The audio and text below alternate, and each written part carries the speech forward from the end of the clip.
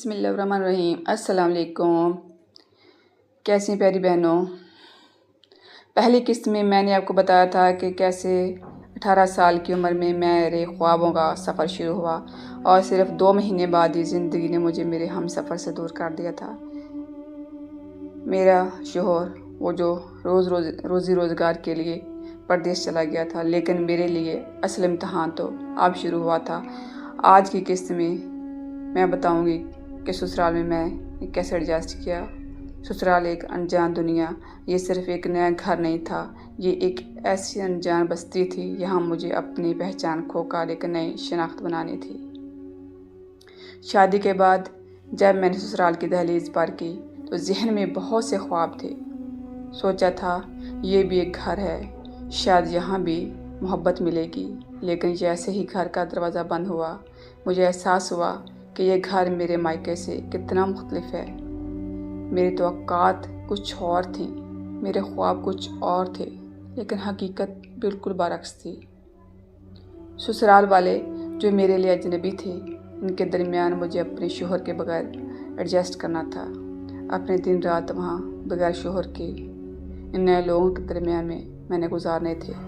शोहर का साथ ना होना एक ऐसा था जैसे कश्ती हो मगर मलाह ना हो। हर लम्हा मुझे ये याद दिलाता था कि मैं यहाँ अकेली हूँ। यहाँ का हर असूल अलग था, खाने पीने का तरीका, बात करने का अंदाज, हत्ता के खामोशी के भी अलग मायने थे।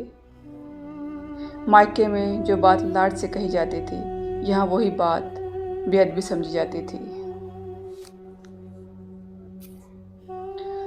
ससुराल में मेरा पहला कदम गोया कांटों पर चलने जैसा था। मायके का लाड़, शोहर का कंधा, सब कुछ पीछे छूट चुका था। वहाँ के असूल, वहाँ का खामोश माहौल और मेरी अपने टूटती हुई उम्मीदें। आप पूछेंगी कैसी मुश्किल? तो सुने, वो मुश्किल थी अपने वजूद की तलाश। वहाँ मेरी हर मुस्कुराहट पर सवाल होता था और मेरी हर खामोशी को गुरूर समझा जाता था। मैं वहाँ थी तो सही, मगर मेरा दिल, मेरी रूह, सब कुछ परदेश में इसके पास था। हर टाइम उदास, खामोश, किसी से बात करने का दिल नहीं था। मन में कोई खुशी नहीं थी जो मुझे छोड़कर चला गया था। मेरा रात दिन जीना उसी के लिए था।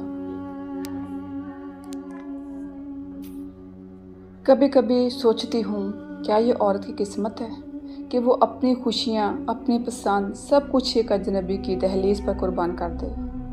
अगर आप भी इस एहसास से गुजर रही हैं तो जानिए कि आप अकेली नहीं हैं। ये डायरी मेरी कहानी नहीं, हम जैसी हर इस औरत की पुकार है जो तन्हाई के बावजूद मुस्कुराने का हुनर जानती है। प्यारी बहनों, मेरे लिए सबसे मुश्किल काम था इन अनजान रिश्तों को समझना, जबकि मेरा दिल परदेश में बैठे अपने शोहर के पास था।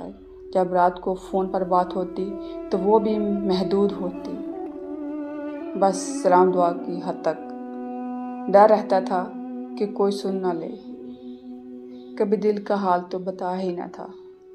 उनका रवैया कभी रूखा तो कभी ज़रूरत से ज़्यादा तनकीदी मुझे हर रोज़ ये महसूस करवाता था कि मैं यहाँ एक मेहमान हूँ। जैसे हर वक्त खुद को साबित करना पड़ रहा है।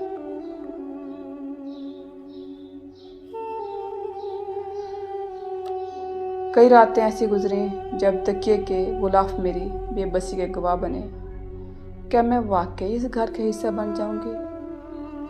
क्या मैं वाकई इस घर का हिस्सा बन पाऊंगी? क्या कभी ये लोग मुझे अपनी बेटी मानेंगे? जब घर का काम ख़त्म होता, सारा दिन घर के कामों की मसरूफियत, सारा दिन ऐसे गुजर जाता, कुछ खबर ही ना होती। जब घर का काम ख़त्म होता और सन्नाटा छा जाता, तब मेरा दिल परदेश के सफ़र पर निकल जाता। मैं खिड़की से आसमान को देखती और सोचती कि क्या मेरा शोहर भी इसी वक्त इस आसमान को देख रहा होगा जैसे मैं तड़प रही हूँ? क्या वो भी मेरे लिए तड़प रहा होगा? क्या वो भी मुझे याद कर रहा होगा? लोग कहते हैं ससुराल में एडजस्ट हो जाना बहुत आसान है, लेकिन सच तो ये है कि ये एक रोज़ाना की जंग है, खुद को बदलने की, اپنی پسند کو قربان کرنے کی اور خاموشی کو اپنا ہتھیار بنانے کی۔ یہ قسط ان تمام بہنوں کے نام ہے جو اپنے شوہروں سے دور انجان سسرال میں اپنی جگہ بنا رہی ہیں۔ میری یہ ڈائری ابھی ادھوری ہے۔ اگلی ویڈیو میں ہم بات کریں گے کہ تنہائی اور صبر کے ان لمحات کی جنہوں نے مجھے اندر سے مضبوط بنا دیا۔ اگر آپ بھی میری طرح اس سفر سے گزر رہی ہیں، ان تکالیف کو برداشت کر رہی ہیں، تو کمنٹس میں ضرور بتائیے گا۔ اپنا بہت سا خیال رکھیے گا۔ ملتے ہیں نیکسٹ ویڈیو میں، تب تک کے لیے اللہ حافظ۔ جاتے ہوئے چینل کو سبسکرائب اور ویڈیو کو لائک ضرور کیجیے گا۔